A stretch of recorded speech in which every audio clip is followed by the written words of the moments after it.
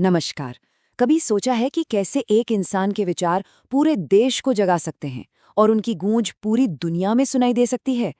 आज हम ऐसे ही एक महान विचारक स्वामी विवेकानंद के दर्शन और उनकी विरासत को समझने जा रहे हैं। एक ऐसा टॉपिक जो यूपीएससी की तैयारी के लिहाज से भी बहुत जरूरी है।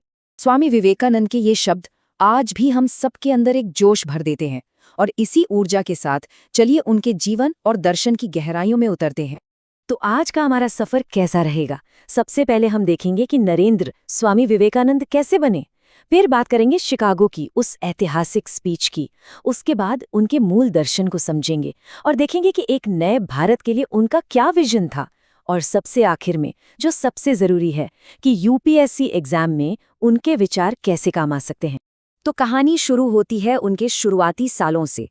किसी भी महान शख्सियत को समझने के लिए उनकी जड़ों को समझना जरूरी है। आइए देखते हैं कि कौन से अनुभव थे जिन्होंने नरेंद्र को वो आध्यात्मिक शक्ति बनाया जिन्हें आज हम सब जानते हैं। तो 1863 में कोलकाता में जन्म हुआ नरेंद्र नाथ दत्त का। उनकी सोच शुरू से ही सबसे अलग थी। देखिए, कॉलेज में वो एक तरफ वेद और उपनिषद पढ़ रहे थे तो दूसरी तरफ मिल, ह्यूम और कांट जैसे वेस्टर्न फिलोसोफर्स को भी। ईस्ट और वेस्ट का यही संगम, यही मेल उनके विचारों की नींव बना। लेकिन उनकी जिंदगी में जो सबसे बड़ा टर्निंग पॉइंट आया वो था उनकी मुलाकात उनके गुरु श्री रामकृष्ण परमहंस से। रामकृष्ण ने ही नरेंद्र की ज्ञान की प्यास को सही दिशा दी।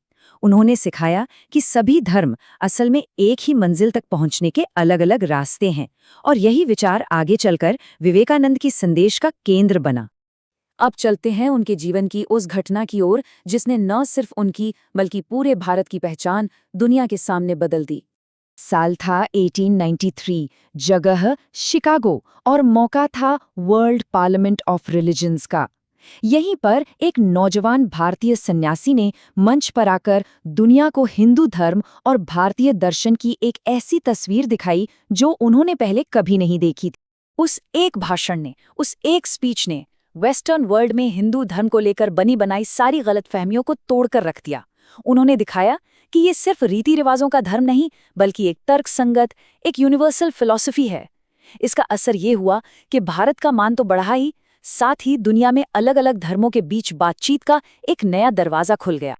तो शिकागो में जो सफलता मिली उसकी वजह सिर्फ उनके बोलने का अंदाज नहीं था, उसके पीछे थे उनके गहरे दार्शनिक विचार। चलिए अब इन्हीं विचारों को थोड़ा और समझते हैं और ये एग्जाम के लिए बहुत जरूरी है। उनका एक बहुत ही इंपॉर्टेंट कॉन्सेप्ट है नववेदांत। अब ये क्या है? देखिए, उस समय माना जाता था कि साइंस और स्पिरिचुअलिटी यानी विज्ञान और आध्यात्मिकता दो अलग अलग चीजें हैं। विवेकानंद ने कहा नहीं, ये दोनों एक ही सिक्के के दो पहलू हैं।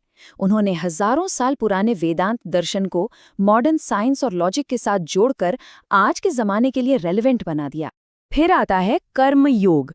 इसका सीधा सा मतलब है अपना काम करो, फल की चिंता मत करो, निस्वार्थ भाव से एक्शन लेना। जरा सोचिए, एक सिविल सर्वेंट के लिए ये प्रिंसिपल कितना मायने रखता है। बस अपनी ड्यूटी पूरी ईमानदारी से करना। विवेकानंद के लिए यही सच्ची पूजा थी। और फिर उनका वो मशहूर कोट, जीव ही शिव है।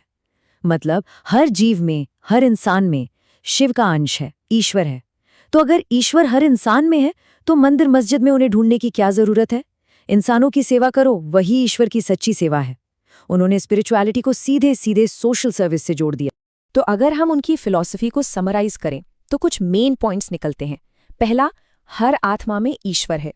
दूसरा, सब कुछ एक दूसरे से जुड़ा हुआ है। तीसरा, सभी धर्मों में सामंजस्य है। और चौथा, जैसा हमने अभी बात की, इंसान की सेवा ही भगवान की सेवा है। इन पॉइंट से उनका यूनिवर्सल नजरिया साफ झलकता है। अच्छा, तो ये तो हो गई फिलॉसफी की बात। पर विवेकानंद सिर्फ एक दार्शनिक नहीं थे, वो एक नए भारत का सपना देखते थे। तो चलिए देखते हैं कि कैसे उन्होंने अपने इन विचारों को एक मॉडर्न और मजबूत भारत बनाने के विजन से जोड़ा। एजुकेशन पर उनके विचार बहुत ही प्रोग्रेसिव थे।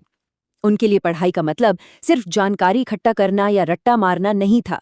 वो कहते थे हमें मैन मेकिंग एजुकेशन चाहिए। मतलब ऐसी पढ़ाई जो नौजवानों का कैरेक्टर बनाए, उनमें सेल्फ कॉन्फिडेंस जगाए और देश के लिए सेवा का भाव पैदा करे। जैसा मैंने कहा, वो सिर्फ बातें नहीं करते थे, वो कर्मयोगी थे। उन्होंने अपने आइडियाज को जमीन पर उतारा।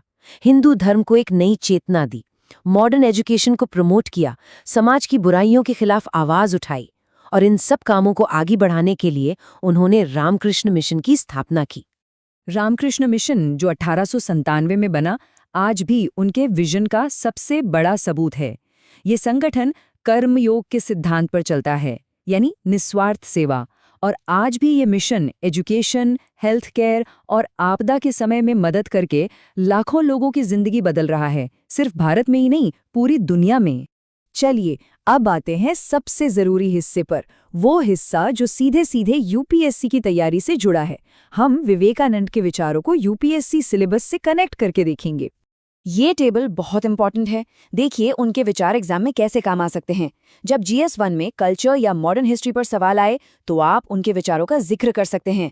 सोसाइटी के पेपर में उनके सोशल रिफॉर्म्स पर विचार काम आएंगे। और सबसे बड़ा फायदा है GS4 एथिक्स के पेपर में उनका कर्मयोग और जीव ही शिव है का कॉन्सेप्ट सिविल सर्विस की वैल्यूज के लिए एक परफेक्ट फाउंडेशन है। ये आइडियाज आंसर्स में एक अलग ही डेप्थ ला सकते हैं। और इसीलिए ये कोई हैरान करने वाली बात नहीं है कि उनके जन्मदिन यानी 12 जनवरी को हम नेशनल यूथ डे के तौर पर मनाते हैं। ये दिखाता है कि आज भी वो देश के युवाओं के लिए कितनी बड़ी प्रेरणा है।